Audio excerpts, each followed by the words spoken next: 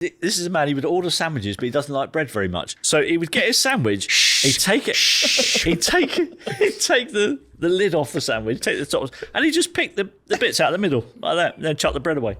What's the point of that? It's a diet sandwich. Sandwich with no bread.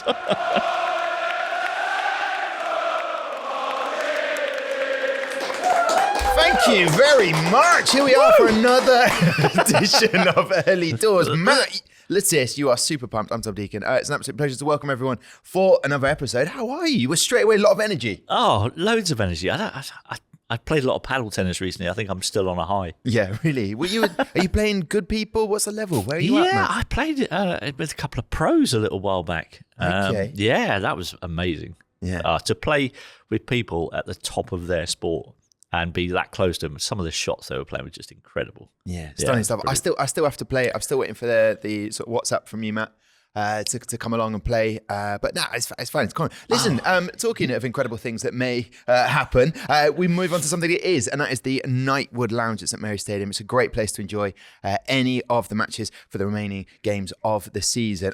We need to discuss the fact that we've got a huge guest on the show. Who is joining us today, Matt? We are joined today by broadcasting legend and former colleague of mine on Soccer Saturday, the one and only Jeff Stelling is here with us. Jeff Stelling, not Paul Merson. Not Paul Merson, no.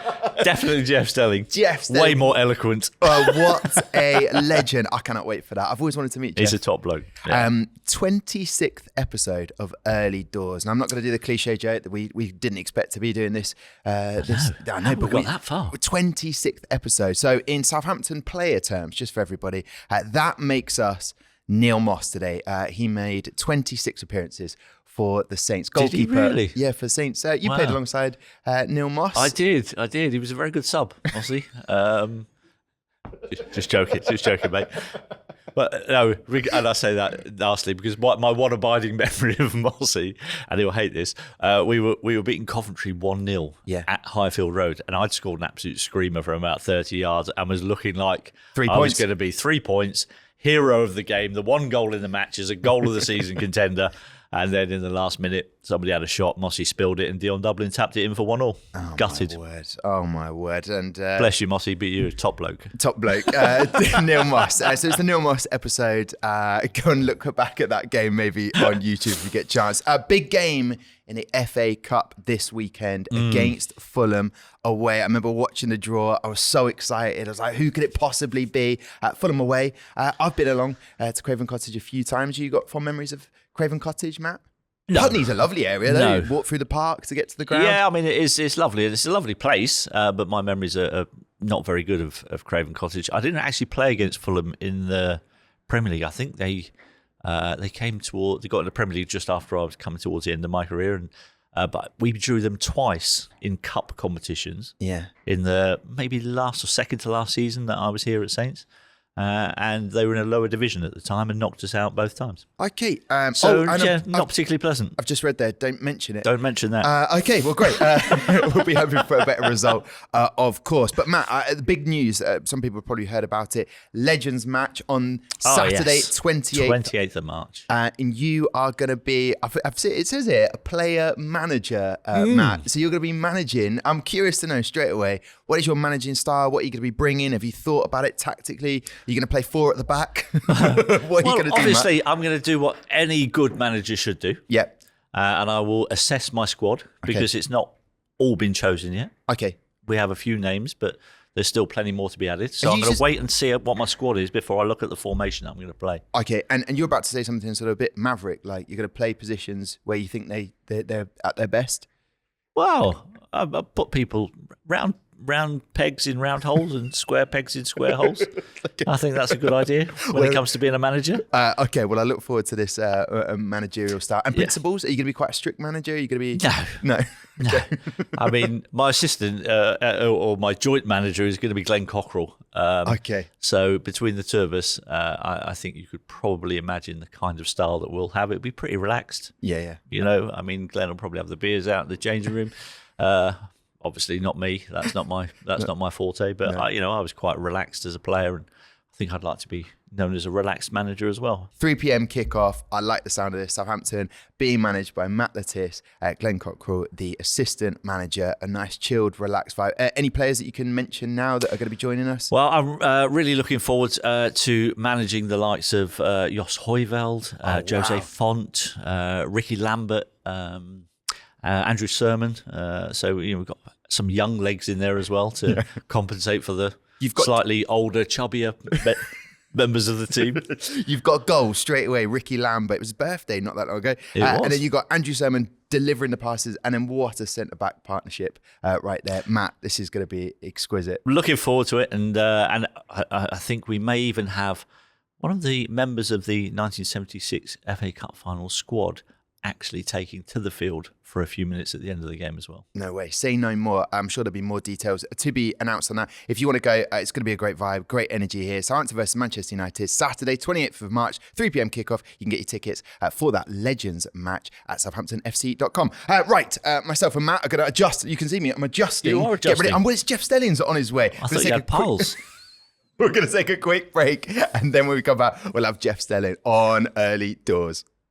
So, what are we doing tonight? What do you think, Paul? I'll take you all down. Nah, let's do racing sims instead. Way better idea. Bro, no. If you want to do sims, golf sims are epic. And here comes the power move. Let's do it all at level 1. Battling over where to go. Hit level 1 at St Mary's Stadium for American pool, racing sims, AR darts, golf sims, clay shot, and way more, all under one roof. Book your squad in at level1.co.uk. Level 1. Game on. Here we go then. What a guest we have for you on today's show. He is a broadcasting legend and a bit of royalty as well. He's been presenting for nearly 50 years. Wow. He was named Sports Broadcaster of the Year for 4 consecutive years. Is that all? He Only was 4? Exactly. And that's what we're here today, to get him an extra award as we possibly can. He was appointed an MBE in 2024, but bigger achievement than all that, he managed to put up with Matt on Soccer Saturday for 16 years. Give it up for Jeff Stelling. Thank you very much. Jeff, great to have you on the show. How are you? Yeah, well, I'm feeling very old after that build-up. 50 years. Can't have been 50 years. Started as a baby, didn't you? Yeah. Must have done. Yeah, absolutely. I thought you were saying you felt a bit old because I'd taken so long to get you onto the show. Just so like, come on, mate, I'm getting older. 50 years. Does it feel like 50 years? Yeah. The grey hairs will tell you that. It does. No, look, it's been a fantastic run. Does it feel like 50 years? No, not really. Still love doing what I'm doing. And as long as people keep asking me, thank you, boys, I'll carry on doing it. Oh, that is brilliant. And obviously, taking us back, if you don't mind, to the early memories of meeting the one and only Mr. Matt Le Tissier. What was that like on Soccer Saturday? You had to work with him. Do you remember the first time you met Matt? Was it kind of like, I want to know, was it the same as me? Do you know what I mean? Did you have the same feelings? You're like, what, in awe? And like, what's the contract? Yeah. Oh, no, sorry. Yes, Oh, what in right. awe? Okay. No, look, I mean, all of the boys in those days were absolute legends. And obviously, particularly in this part of the world, no bigger legend than Matt Le Tissier. So I was slightly in awe. And not just of Tiss, but of Tomo, and before that, George Best. George Best was on the first one I ever did, yeah. I mean, I was a Sunday morning footballer. These Hartlepool Sunday League. Chopper Stelling. Yeah. Height of my talents, Division 3. So I was a bit in awe of the boys, but I soon found out, they were all great lads. I mean, I soon found out as well that Tiss drank Malibu and Coke, which made me a bit wary of him. It's just a sweet tooth, is all. What are your memories of Jeff for the first time, Matt? So my first time, I was actually still playing. I was coming towards the end of my career. It was a couple of months before I retired. And Sky rang me and said, will you come and do a midweek soccer special? And I was like, okay, I've seen the show. Yeah, it looks quite fun. I'll give that a go. And I rocked up and I remember getting, I think it was Ipswich against Middlesbrough, and both teams had made a whole load of changes. And I got the team sheet and I was like, who's that?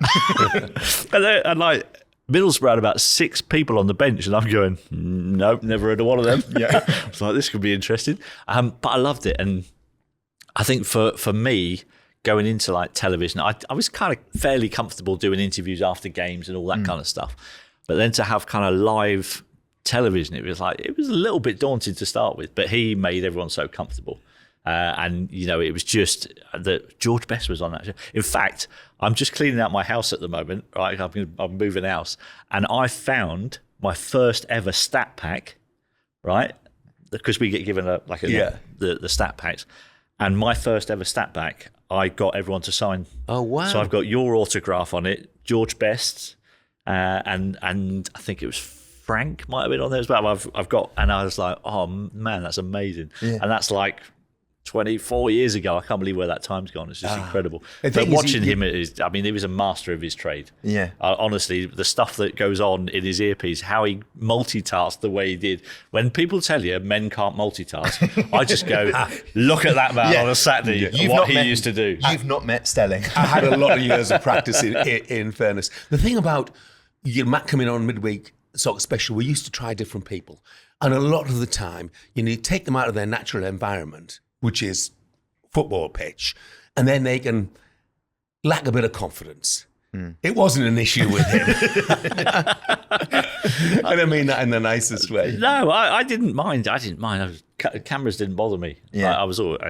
I could talk for England, you know what I mean? I was just blabbing. And the thing is, when you're talking about something that you love and you're passionate about, it's never really a concern because you know your topic, and there's not really going to be, unless like somebody puts a whole load of substitutes on you don't know about. There were plenty of people who came in who couldn't handle it, who were... Do you remember David Ginola when David came in? Oh, yeah. Rodney. Bro, David and Rodney. Because I was going to ask, did you always get on with everyone? No. No. And that's what we want from this segment. Here we go. No. I mean, most of them, obviously Rodney was a one-off.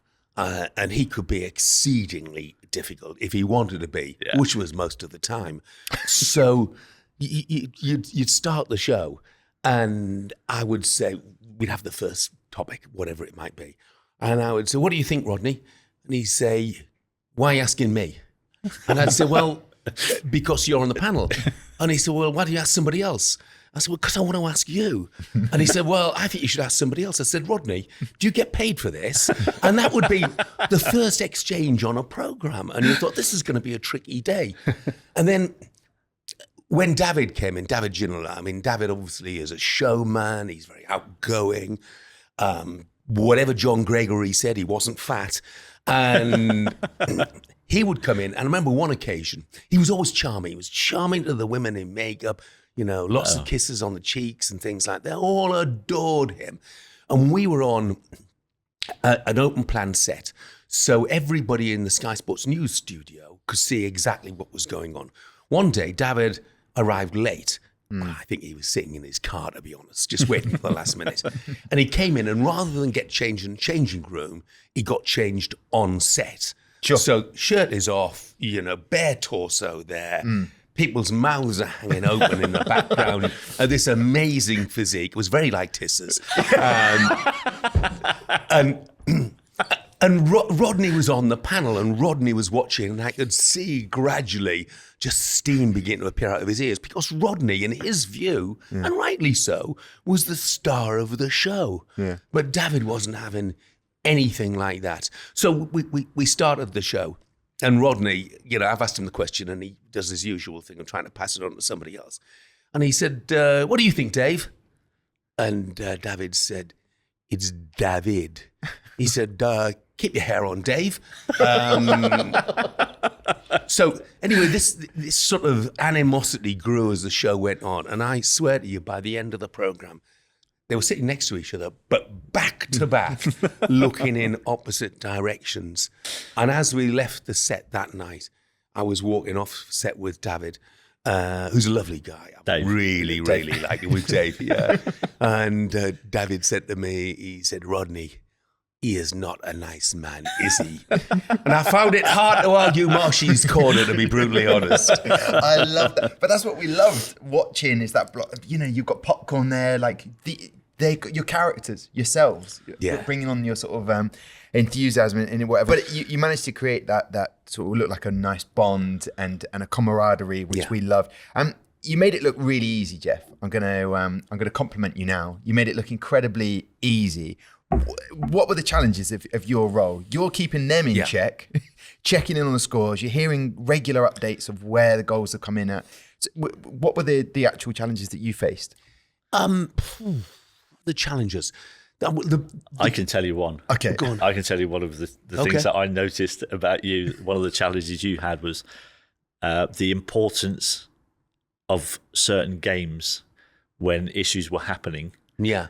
And the producer wanted to go to one game, but you knew, being a proper football man, that there was a much more important goal being scored somewhere at a different game, and him arguing just before he was about to come back on there, arguing with the producer, going, no, not that one. Oh, yeah. There would be a lot of furious head shaking and arm waving going on if I didn't want to go somewhere. Because, look, the producer's role was to tell me where to go.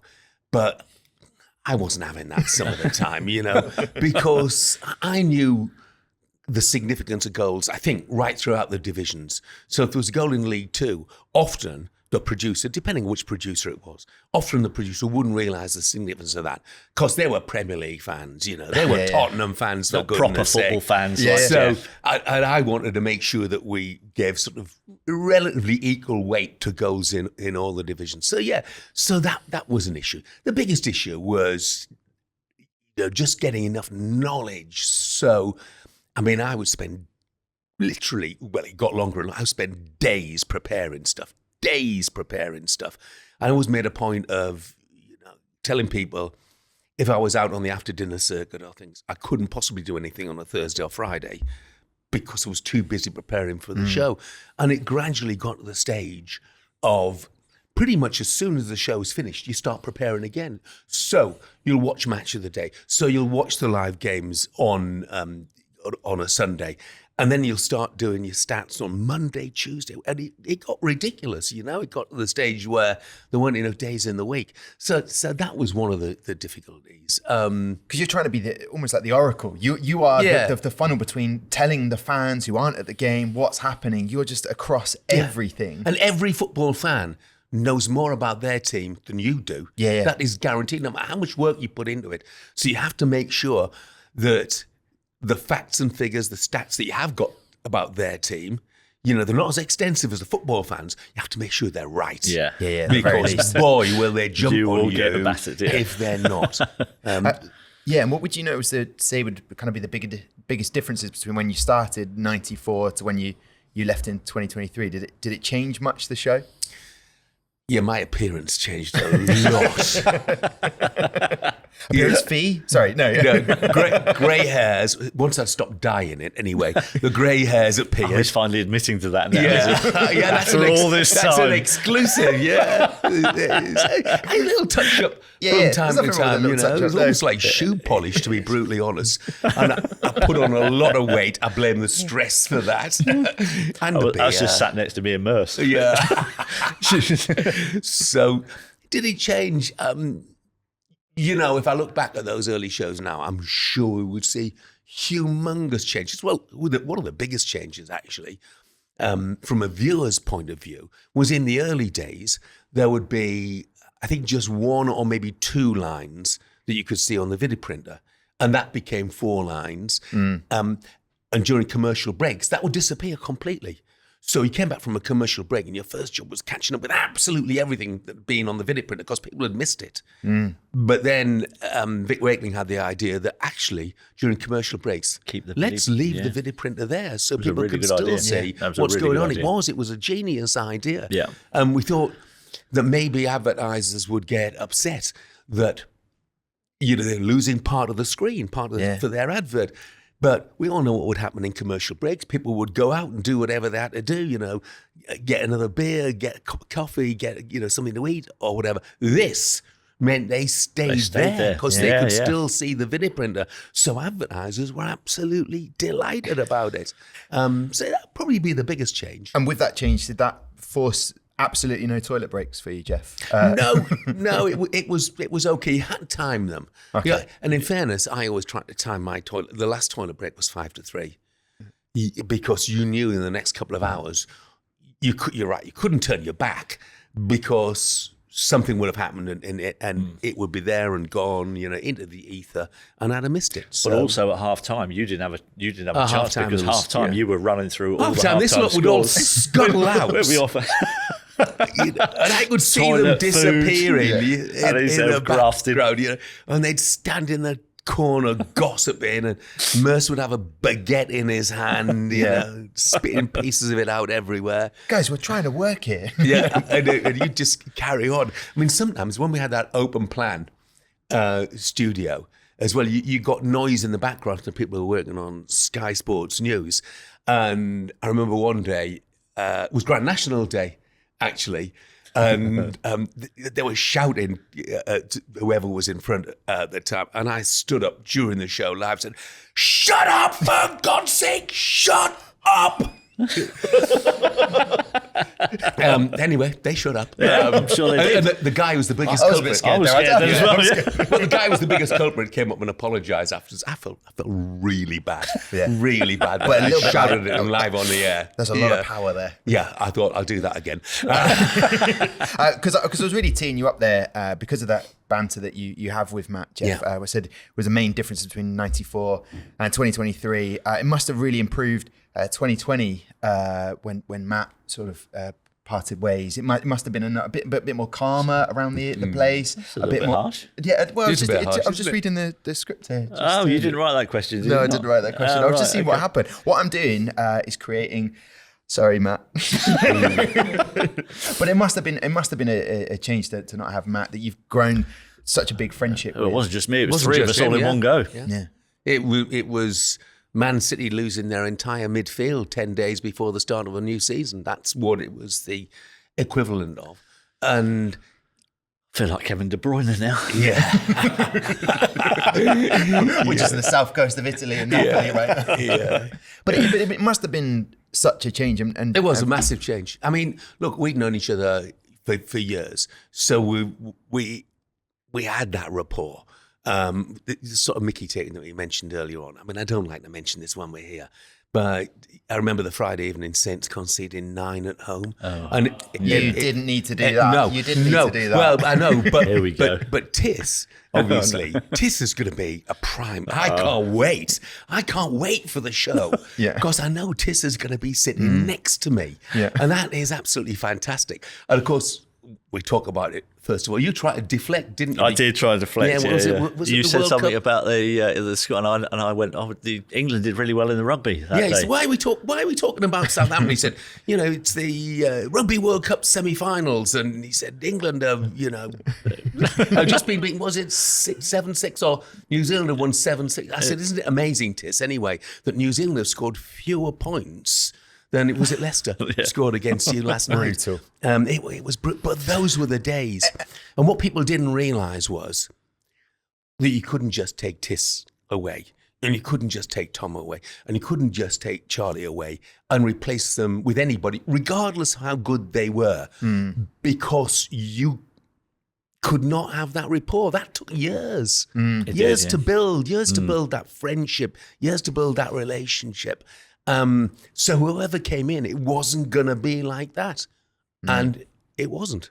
After Matt departed, you departed 3 years after. How difficult was that for you, Jeff, to make that decision to go, right, I've loved my time, I assume. It's time to try something new. What was going through your head then? Really, well, there were difficult decisions initially. The most difficult decision initially was to stay. Because when the boys were sacked, Tomo, Charlie, Tiss, I offered my resignation pretty much straight away. And I had a couple of long conversations with the managing director of sport. And it got to the stage where he said to me, look, he said, come back, start the next season. If it's not working by Christmas, then we'll take another look at it. And so eventually I did go back. There were all sorts of things going on in my life at the time, which meant that I decided to stay longer than I'd initially imagined. And when it came for time for me to go, my biggest concern was that I'd been there a lifetime, and I didn't know what life was like on the outside, or whether there'd be any demand There is life for after me Sky. at all. There is life after But Sky. yeah, but I didn't realise that, because for 30 years, I'd made the same journey 2, 3, 4 times a week, parked my car in the same car park, seen the same people on security, made my way up the stairs to the same office. And it was just a way of life, and one that sometimes you become so blinkered about it that you can't see an alternative. And at that stage, I could not see what the alternative was.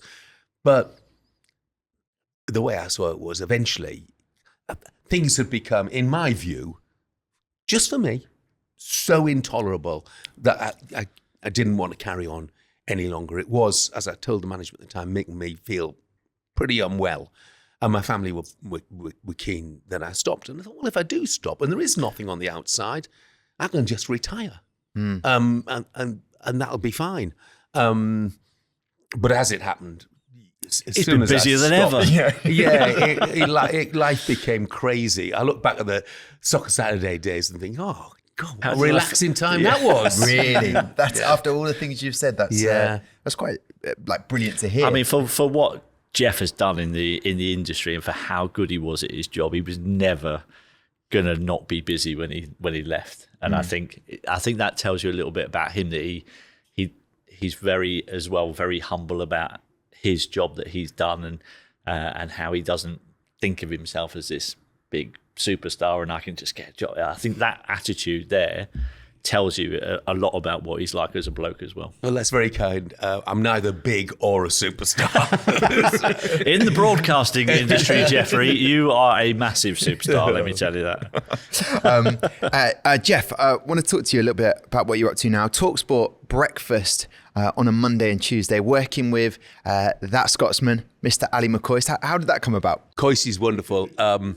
TalkSport were one of those who came along and asked if I'd be interested.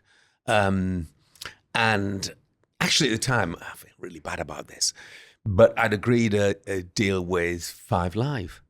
Oh, actually?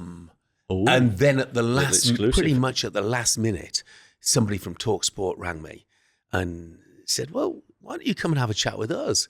And I said, well, that chat needs to be tomorrow because literally I'm about to sign a contract for 5 Live. And 5 Live, by the way, the people there, the BBC, had been wonderful with me. They had been, honestly, so understanding. Anyway, long story short, TalkSport, the head of sport came to see me the next day. We agreed a deal there and then. And one of the attractions was working with that Scotsman, because Ali McCoist had been, during the post-COVID days, he'd been an occasional guest on Soccer Saturday, never in the studio. It was always from Glasgow because of the restrictions of how many you could have in the studio.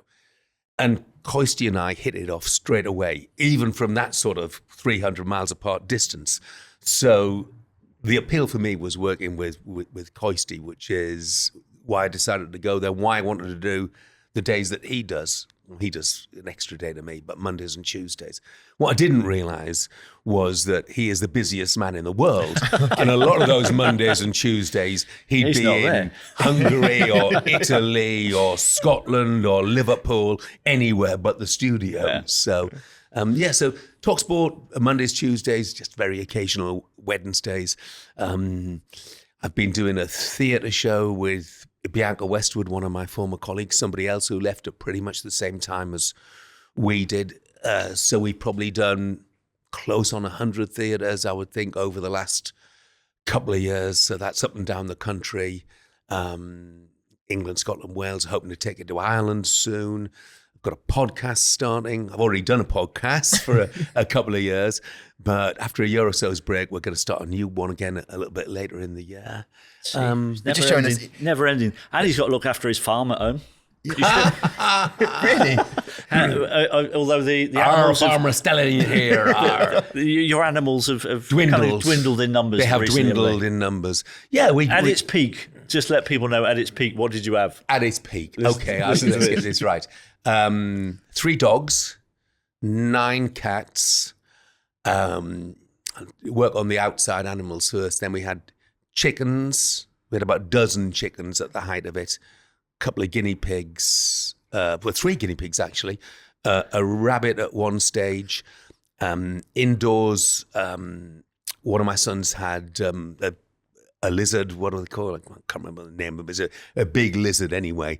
That is for sure. We had my other son, who's got turtles now. We've got one turtle left.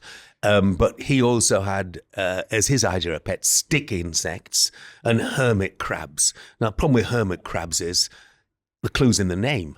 You never see them. Yeah. So all we ever saw was the shells of the hermit crabs. I was never sure there are any crabs inside or not. And the stick insects, you couldn't, they weren't much fun.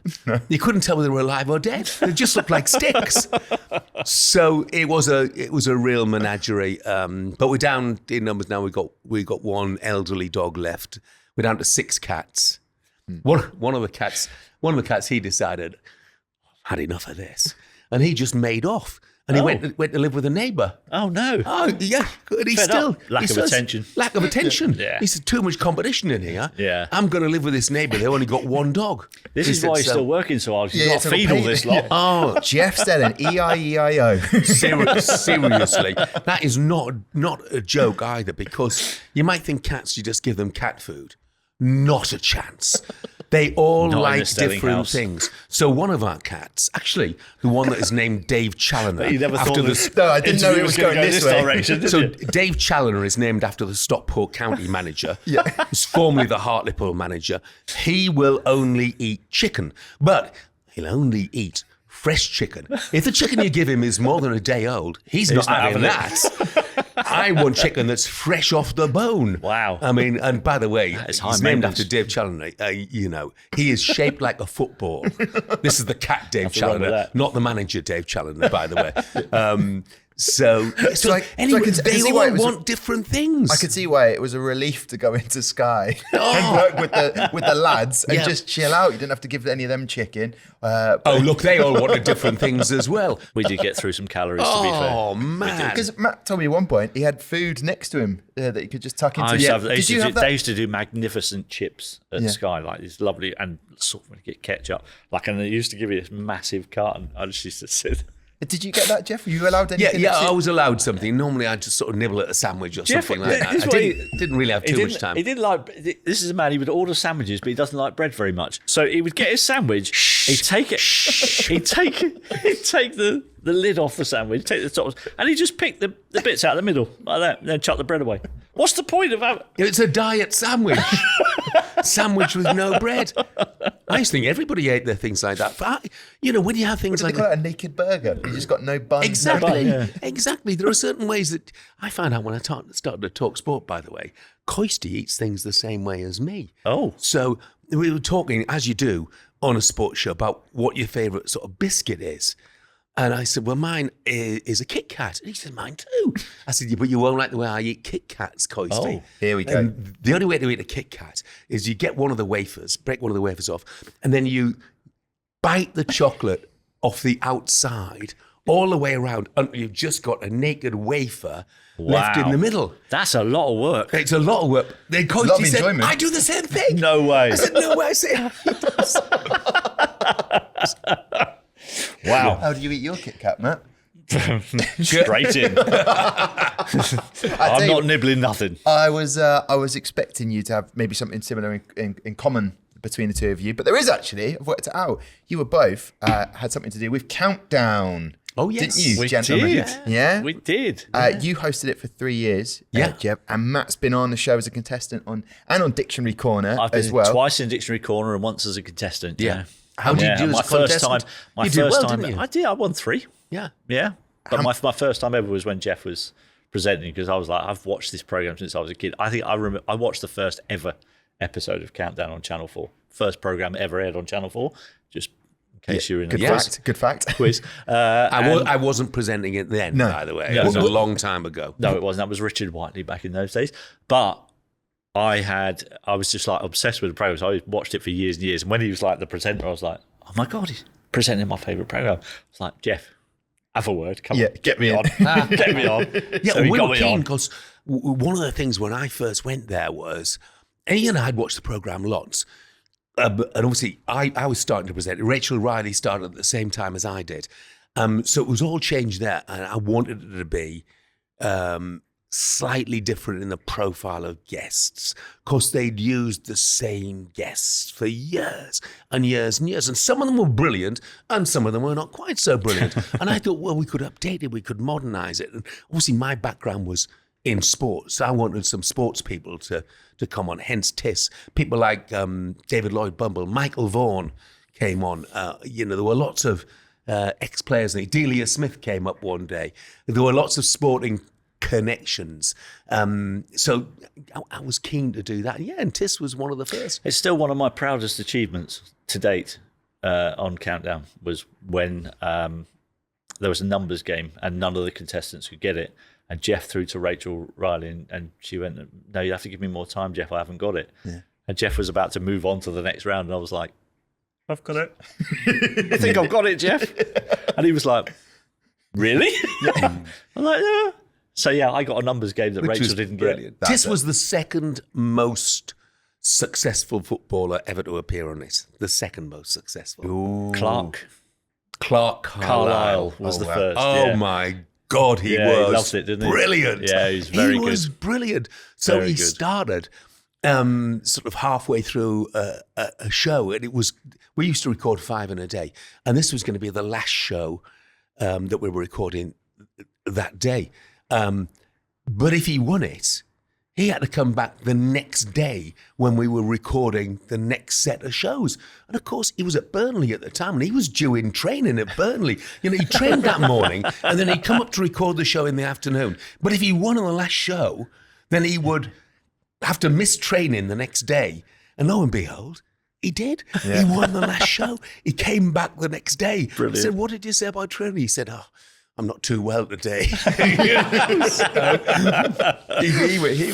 Tiss was brilliant, man. Clark was very good. Wow, yeah. he was good. I remember watching him. I love that. Before we round things up, I feel like we should have a quick game of something. So, what have we got here, gentlemen? I've got your early doors cue card. There's no script on that, Jeff, so you don't know where we're about to go with this. No, I don't. I have no idea either, by the way, just in case. Anything that represents quizzes is bad news. Okay. Bad news. So we're going to select consonant, vowel, consonant, vowel, consonant, vowel. We've done that. That's all selected. Early door. Those are your letters. Early door. Early door. Yeah, those are all the letters that we put up on there. Not early doors. Early door, so you can actually see it straight ahead on a screen here, just in front there. I would just say, sorry, before we do this, did this happen? Why do you think I was presenting the show? Because I was hopeless. Yeah, at actually doing it. But that's look. Sometimes it's good to see it from the other side, the other perspective, Jeff. Okay. So if you want to, what's the technique you're going for, Matt? You're writing things up. Okay. The biggest word you can make with early door. Your time starts now.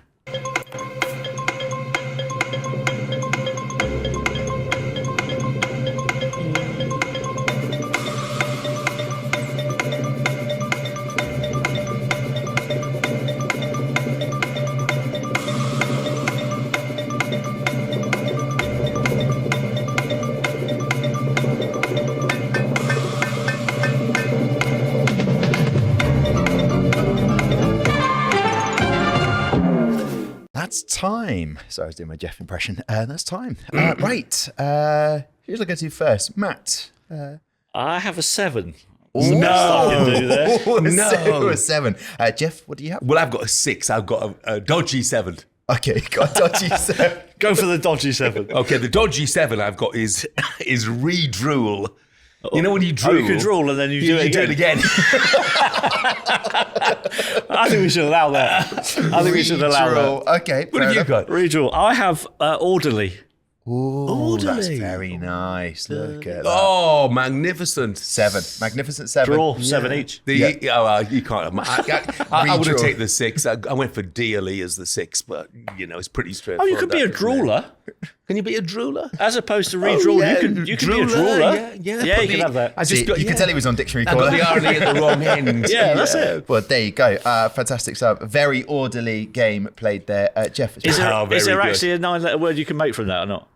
Orderly was the most. Orderly was the most. Orderly. No wonder you won so many shows. There you go. And by the way, the achievement of him winning, because I don't mean to offend anybody who goes on Countdown. Yeah. But they are countdown fanatics. Watch it every single day. Play the game every single day. Play it online. Oh, is that you as well? That's why you did so well. I knew you never spent your time watching football.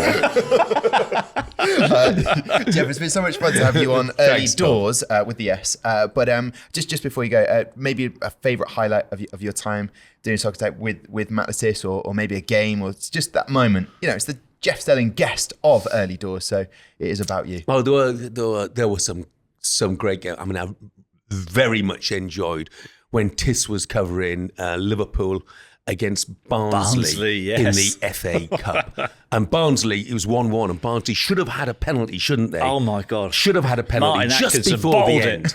Yeah. And then, of course, Barnsley won it in injury time. And Tiss's joy that Tomo's team had been beaten at home by Barnsley. And it was my something mate that I'll scored the never goal. forget. Brian Howard scored Brian the Howard, goal. I spoke to him My on mate. TalkSport a few weeks ago. Brilliant. So I'll always remember that. For a less good reason, I'll always remember the year that Hartlepool were relegated out of the Football League. And we went into the final game of the season. We were playing Doncaster, who needed to win to be League Two champions. And we had to win and hope Newport County lost at home. And we're losing 1-0. And the then interim manager makes the bonkers decision of bringing on this kid who has been useless for us. Useless. I'm sitting there saying, what's he doing? You know, is he throwing away this place in the Football League? And lo and behold, his name was Devante Rodney. I remember. And Devante Rodney comes on and he has the game of his life. He scores twice and we're winning 2-1. And a few minutes before the end of the game at Newport, Notts County, they've equalised. Kevin Nolan's in charge, and we are staying up. And I'd already decided that we were going down. No, he's watching the game. We are staying up. We're staying up. We're staying up. And then I hear Tiss next to me saying, "Oh no!" It was the most horrible goal I've ever seen go in on Soccer Saturday. I include goals against Southampton. Yeah. That was just. It was heartbreaking. They'd scored pretty much the last kick of the game. I mean, in fairness to them, by then Newport are playing sort of 2-2-6, you know, to try and get the winning goal. And they got the winning goal. They stayed up. We went down. And But hey, I was gutted. But you know what? It proper friendship is when you share all the moments, the joys and the lows. That is a great moment. And how Hartlepool do now, Jeff? Average. Okay, great. We'll take average. Talking about Hartlepool, Jeff, with the one of the biggest fans of Hartlepool United. I've actually been. I didn't watch the game, but I walked around the ground. I was gigging. Oh, really? I gigged in Hartlepool. Wow. Looked around. I was like, one day I'll get to go and watch a game. Well, Saints have played there. Have you? In the league. They have. We were both League in One League days. League One days. Well, I think yeah. you had people like Ricky Lambert was in the Wasn't it side. a really boring 0-0 draw on a Tuesday night, wasn't it? I think if I Wasn't remember boring rightly. if you're a Hartlepool fan. Drawing it home to Actually, that was Southampton. good result, yeah. We'll take that every day of the week. I mean, it was a. I think Adam Lallana played that. Yeah. I'm He sure would have Ricky done. played. Yeah. You know, one or two others as well. Maybe not Morgan Schneider. Amazing. That must have been the highlight of Hartlepool's history. Yeah, I know. Well, I it mean, was Saints along with played there. Leeds. I remember, along with Leeds. When Leeds came to our place, when they were in League One, they applied for 10,000 tickets for away fans. What? The ground holds 7,000. So That would have been interesting. There would have been a cordoned area in the car park where they're allowed to stand. I said to the chief executive at the time, I said, double the price and sell them all 7,000. So we'll make an absolute killing. That And would he be wouldn't do amazing. it. Well, I can't believe that. Why would you not? We want to get your opinion, if you don't mind, Jeff, because I want to talk about Matt. You've worked with him as a pundit, that Matt was, but what about a manager? I'm just curious because we've got the Legends match coming up on the 28th of March. I was just curious what you reckon he'll do as a manager. He's got Glenn Cockrell as assistant manager, some great players in both teams against Man United. What do you reckon he'll do? I think he'll be a bit of a maverick. Yeah? You know, as he was when he was playing. But look, I know I've experienced how successful he could be because we used to have Christmas specials. And for a couple of the Christmas specials on Soccer Saturday, we had we staged youth football tournaments. And each one of the pundits, they would take charge of one of the teams. And I would referee the games. And if I'm not wrong, you'd won at least one occasion. 2 years, 2 wins. 2 wins, 2 years. Yeah. 100% record as a manager. So, I mean... But what is it, the quality? What quality does he have that you think... the quality he had then was he was in charge of a team that was a lot better than any of the others on both of the years. That's not true. I managed them perfectly. Change any. I think, he would probably let them play with some sort of freedom and with a smile on their faces. That's how I would see him as a manager. By the way, the second of those tournaments was at Eastleigh. It was. And I remember at the end of it, handing out the medals to the winning teams and the losing teams, having refereed all of the games. And the captain of the losing team wasn't bitter at all. He said, do me a favour, Jeff, in future, stick the countdown. He was about 13 as well. I thought you were a good ref, actually. I thought he was decent. I feel like I've learned a lot about Jeff Stelling today, Matt. He does everything. He's refereed, he's given out medals, the countdown, animals, years of punditry, farmer, EIO. It was refereeing. Oh my God, move aside. Because my kids used to play in Southampton Tyro League. So... you know what it's like a lot of the time, referees wouldn't turn up or things like that. So I would often referee their games. But, both of my boys played, so I often referee their games. And sometimes, you'd call the two captains together and the opposing captain would get to the centre circle and look up and he would see it was me. And his mouth would drop open, He was actually looking down. They're very tall in the under-12s. Yeah. Listen, it's time now for Game of Opinions. Rocket? Is Rocket... Well, no, he's not here. He's not here again. He's not here again. Don't worry, Matt. Is he still employed? Yeah, I think so. I think he's still on the payroll. But he never turns up. Yeah, but he meets the fans out and about at St Mary's. But anyway, Rocket's not here to do Game of Opinions. This is how we're going to end having you on the show, Jeff. Game of Opinions. Going to ask the question. Pick a current player, must be playing right now though, who you think would make a good football presenter. That is the question for Jeff Stelling and Matt Le Tissier. So a current player you think would make a good football presenter? James Milner. Ooh. It's a good shout. Intelligent, articulate. I mean, he would hate it. He wouldn't want to do it. Doesn't involve running around, Yeah, that's true. I'd go somebody like... Actually, I think Harry Kane. Interesting you I said think that, Harry Kane. With his goal-scoring record, when he talks about scoring goals, you'd be like, you know what you're talking about here, Harry. You can't argue with that, can you? That is fantastic. Bit like Gary Lineker, who could score goals, although. And that is where we're going to wrap everything Harry up Kane's there. Decent bloke. Yeah. Jeff Stelling on Early Doors. An absolute pleasure to have you join us. Thank you so much. It's been fantastic. I loved it. Nice Jeff one. Stelling, everybody! Thanks, guys. I see the battleground before me. They called me weak. They underestimated my will, my skill, my rage. But today I rise. I show no mercy. I will crush them all. Chill, Mum. It's mini golf. Unleash your competitive side at level 1 with mini golf, climbing walls, high ropes, racing sims, and so much more. Book today at level1.co.uk. Game on. So good to hear from Jeff Stelling. What a guy. So nice to have him on Early Doors. He was great Brilliant. value, Matt. No, top bloke. Really is top bloke, yeah. Thank you very much for getting in touch with Jeff to bring him on. Is there anyone else from the days of Sky that you would bring in, maybe as another guest? Oh, it would be entertaining.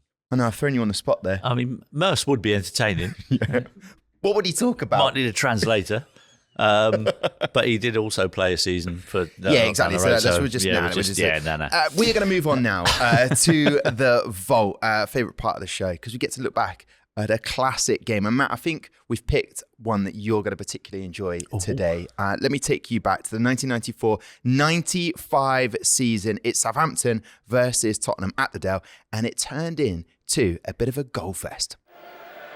Calderwood has some defending to do now as Southampton and the corner kick. Oh, it's gone in! And Heaney scores for Southampton.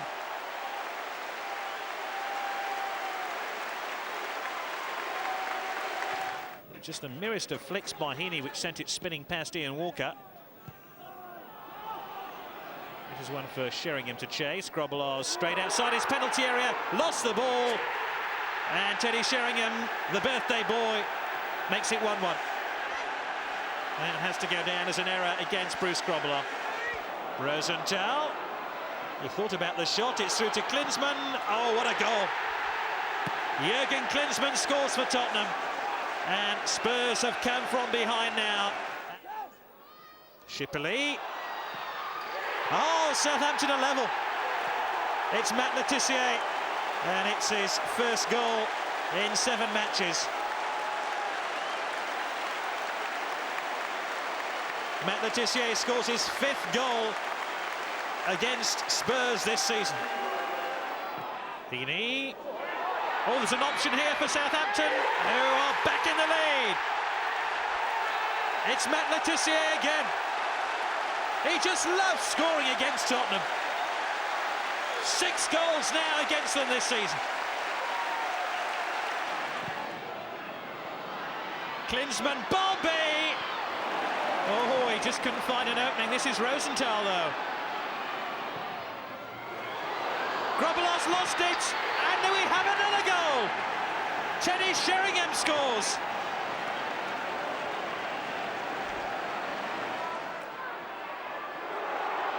Le Tissier, still Le Tissier.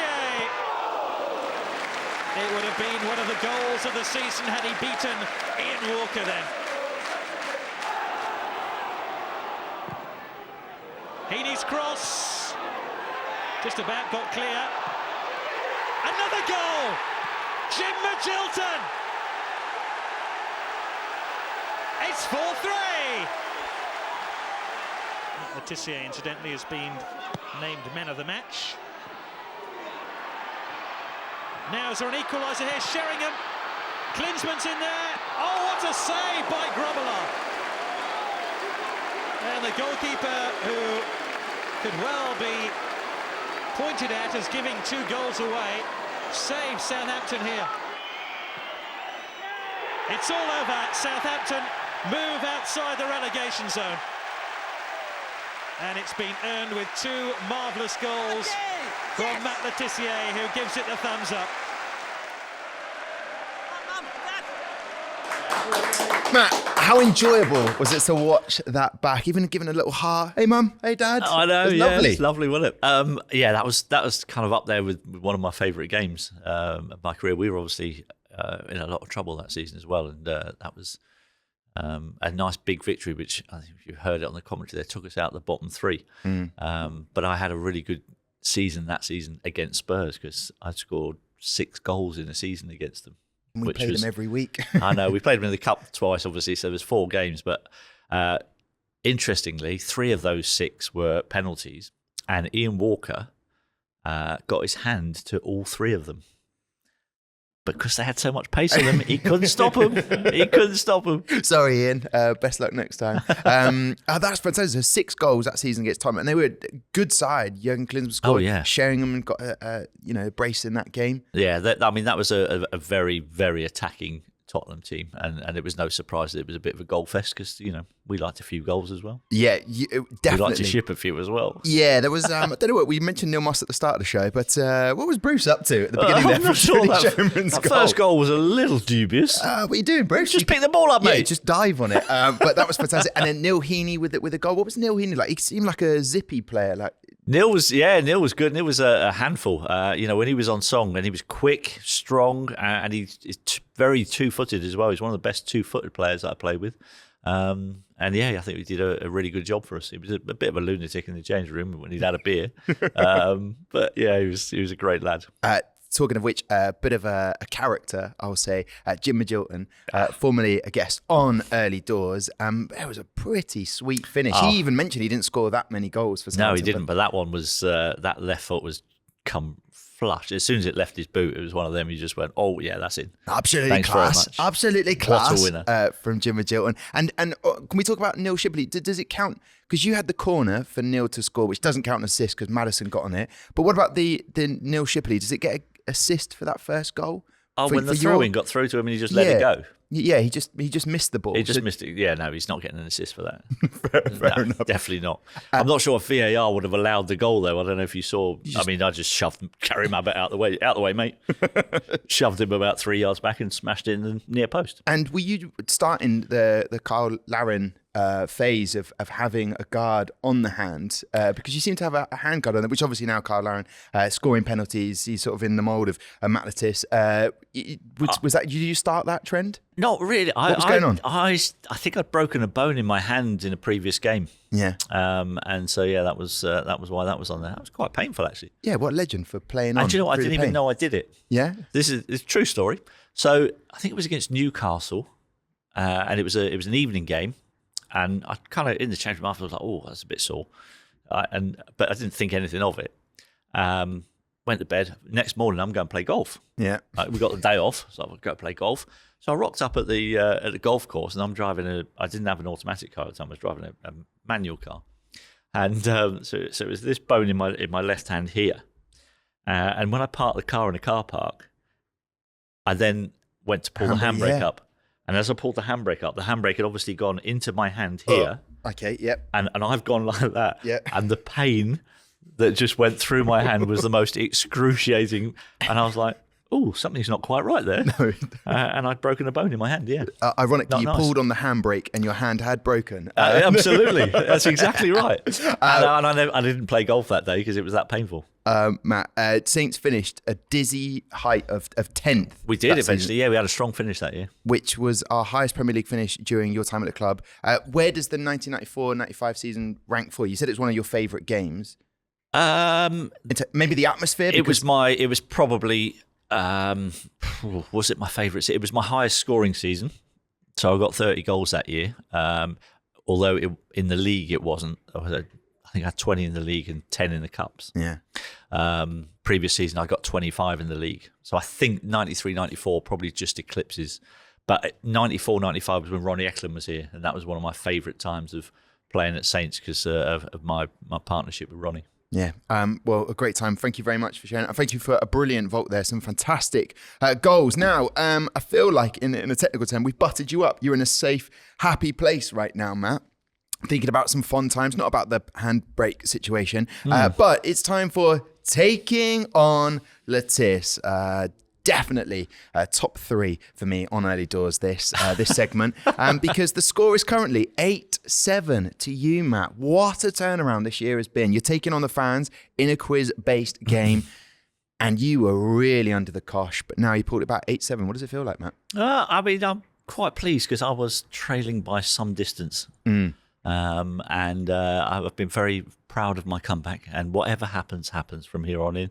I'm just pleased to be in the race. He's so diplomatic. I love that. It does say normally that I will be looking after the time, but unfortunately someone had a birthday and someone's got a watch. So an actual watch. An actual watch? An actual watch, and I don't know wow, how. It's got numbers on it and everything. Yeah, I'm out. I'm absolutely out of, unless I was to time it perfectly, but that's not going to happen. When I blow the whistle, Matt, you will have 30 seconds to answer this question for this week on Early Doors. Are you ready? 30 seconds to name countries that have qualified for the 2026 FIFA World Cup. Ooh. Your time starts. Okay. Hang on. Your time starts. Hang on. No. Austria, Belgium, Croatia, Europe, England, France, Germany, Scotland, Spain, Switzerland, maybe. South America, Brazil, Argentina, Colombia, Peru, Uruguay. 5 seconds. America, Canada, Mexico hosts, Curacao. That is time. Oh, you were flying there, Matt. I said to you, but today's going to push you, but you were flying. I got a few there. Yeah, I got a few. That was fantastic. I mean, 30 seconds isn't that long for 48 teams. That's quite a challenge. You've got to be through. Yeah. There's no time to think. The power of Jeff Stelling and a quiz-based show this week. Matt Le Tissier, that was fantastic from you. 17 is the score. That's very good. Wow, 17 in 30 seconds. Do the math on that. That's nearly 1 a second. Nearly 1 a second, you're right. Okay, let's see if the fans can beat you in taking on Le Tissier. 17's the score to beat. Best of luck. Hi, I'm Ben Courtnidge. I'm taking on Le Tissier.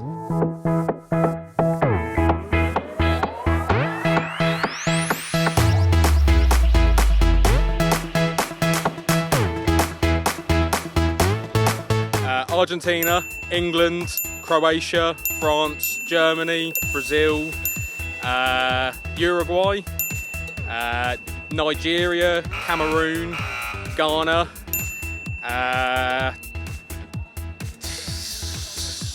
Wales, did they get him through? Netherlands, Italy,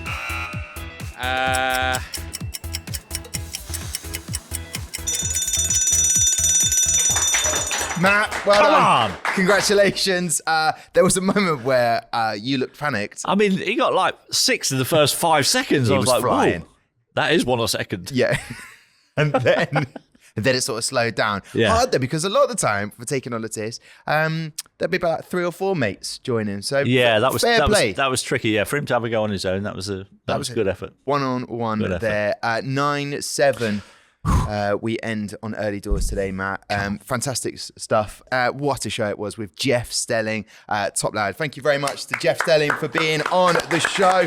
And we'll be back in a couple of weeks.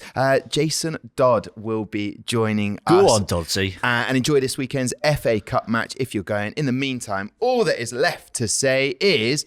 Up the Saints!